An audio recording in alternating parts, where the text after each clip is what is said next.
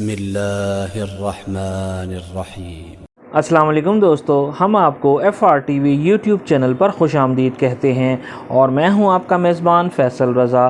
جو دوست اس چینل پر نئے ہیں براہ مہربانی اس چینل کو سبسکرائب کر دیں، بیل آئیکن کو پریس کر دیں تاکہ آنے والے وقتوں میں آپ کو نئی لیکن بہت ہی زیادہ انفارمیٹیو ویڈیوز ملتی رہیں۔ اگر ویڈیو پسند آئے تو لائک ضرور کریں۔ تو چلیں دوستو، شروع کرتے ہیں ہم آج کی ویڈیو۔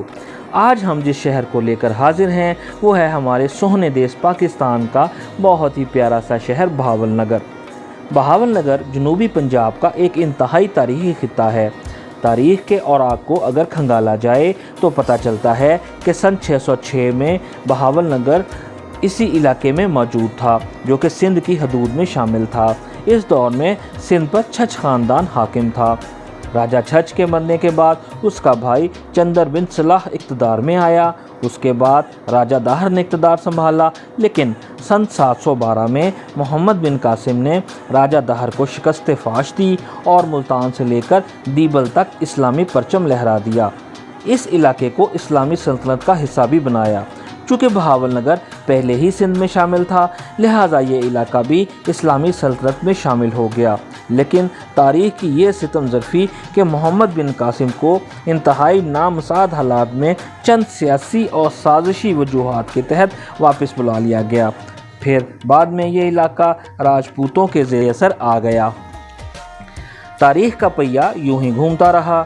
پھر سن 1398 میں امیر تیمور نے جب دلی پر حملہ کیا تو اس نے اسی علاقے کو اپنی گزرگاہ بنایا۔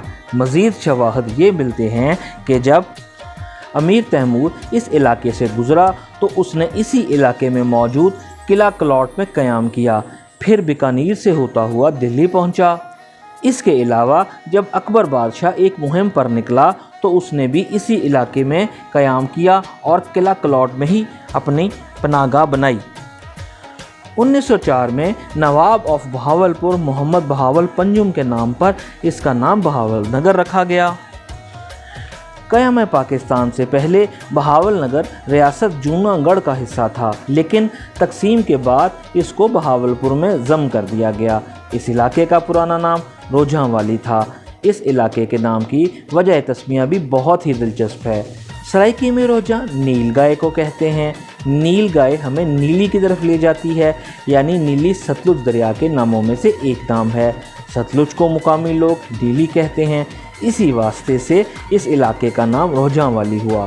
1888 میں اس علاقے میں ریلوے جنکشن بھی بنایا گیا اور اسے فعال بھی کیا گیا۔ 1956 میں جب اس وقت کے صدر جناب سکندر مرزا کا دور تھا، یہ علاقہ پنجاب کی حدود میں شامل کر دیا گیا اور اسے ضلع کا درجہ بھی دیا گیا۔ مردم شماری کے مطابق اس شہر کی آبادی 1,61,033 نفوس پر مشتمل ہے، جبکہ یہاں کا کل رقبہ 8,878 مربع کلومیٹر ہے، جبکہ یہ شہر پاکستان کا 54واں بڑا شہر ہے، جبکہ یہ علاقہ سطح سمندر سے 535 فٹ کی بلندی پر واقع ہے۔ اگر بہاول نگر سے لاہور کی طرف سفر کی بات کی جائے تو لاہور سے بہاول نگر 260 کلومیٹر کی دوری پر واقع ہے۔ پھر فیصل آباد سے 194 کلومیٹر کی دوری پر بہاول نگر واقع ہے۔ اسی طرح سیالکوٹ سے 377 کلومیٹر کی دوری پر واقع ہے۔ اگر اس علاقے کے حدود دربہ کی بات کی جائے تو بہاول نگر کے شمال میں اکاڑا، پاک پتن، وہاڑی اور دریائے ستلج واقع ہیں۔ مغرب میں ضلع بہاولپور، جنوب مشرق میں انڈیا کا علاقہ فیروز پور واقع ہے۔ ضلع بہاولپور کی 5 تحصیلیں ہیں، ان میں بہاول نگر، مینچن آباد، ہارون آباد، فورٹ عباس، چشتیاں شامل ہیں، جبکہ بہاول نگر کا صدر مقام ہے۔ یہاں 118 یونین کونسل شامل ہیں، جبکہ یہ علاقہ 1100 دیہات پر مشتمل ہے۔ اس علاقے کو شہر وفا بھی کہا جاتا ہے۔ یہ علاقہ انتہائی قسم کا ہے، یعنی یہاں کی آب و ہوا انتہائی رہتی ہے۔ گرمیوں میں شدید گرمی ہوتی ہے اور درجہ حرارت 50 ڈگری تک چلا جاتا ہے، جبکہ سردیوں میں سخت سردی پڑتی ہے، درجہ حرارت 2 ڈگری سینٹی گریڈ تک گر جاتا ہے۔ اگر زبانوں کی بات کی جائے تو यहाँ पंजाबी बोली जाती है, मगर सराइकी भी अपनी जगह बनाए हुए है। अगर ख़ानदानों की बात कर ली जाए तो यहाँ ज़्यादातर लोग जोया, वट्टू, अराई, राजपूत और मलकूत हैं। ज़्यादातर लोग खेती बाड़ी करते हैं। तो चलें दोस्तों, अब इस इलाके के अहम तारीख़ी मुकामात की बात किए लेते हैं। इन मुकामात में जो ज़्यादा मशहूर हैं इनमें फरीद महल, सरदारगढ़, किला फौलड़ा, किला मीरगढ़, किला बहावलगढ़ काबिल ज़िक्र हैं। तो चलें दोस्तों, अब इस इलाके की मशाहिर की भी बात कर लेते हैं। जो मशाहिर इस इलाके में मशहूर हैं उनमें सबसे पहले मज़ाह निगार शफ़ीकुर रहमान, उर्दू गज़ल का एक बड़ा नाम ज़फ़र इकबाल, लिखारी सलीम शहज़ाद, शायर सादुल्ला शाह काबिल ज़िक्र हैं। सियासी घरानों में मलक कासिम, चौधरी अब्दुल गफ़ूर, मियाँ अब्दुस्तार लालिका और मंजूर मोहल काबिल ज़िक्र हैं।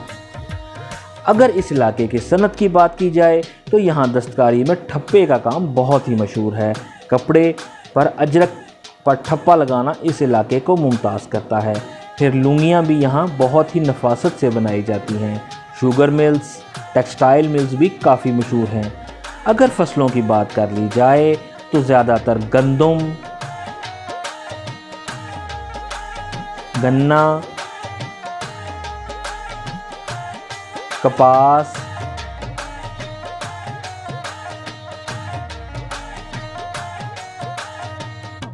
चावल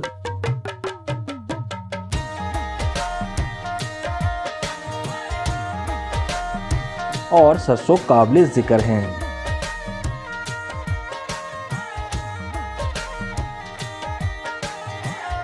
इस इलाके में हिरन और तलौर काफ़ी ज़्यादा पाए जाते हैं। अगर तलीमी लिहाज से बात की जाए तो ये इलाका कुछ हद तक बाकी अज़ला की निस्बत पसमानदा है, मगर इसके बावजूद तलीमी सरगर्मियों में बाकी अज़ला का मुकाबला बहुत ही आसान अंदाज से कर रहा है। इस इलाके के अगर तलीमी इदारों पर बात की जाए तो एक रिपोर्ट के मुताबिक इस इलाके में 2312 तलीमी इदारे काम कर रहे हैं। इनमें जो काबिल ज़िक्र हैं इनमें vocational institute Bahawalnagar, government post degree graduate college Bahawalnagar, Shaheen school Bahawalnagar, government city high school Bahawalnagar और एक मेडिकल कॉलेज जो अभी ज़ेर तामीर है काबिल ज़िक्र हैं। तो चलें दोस्तों, अब इस इलाके के मज़े के ख्वाबों पर बात कर लेते हैं। तो सबसे पहले हम जिस सौगात का ज़िक्र करते हैं इसमें फवारा चौक में उस्ताद अताउल्लाह की दुकान की बर्फ़ी बहुत ही लाजवाब है। इसके अलावा ढाका चिकन कढ़ाई, अचारी नान, बीफ पुलाव, फालूदा, सज्जी काबिल ज़िक्र हैं।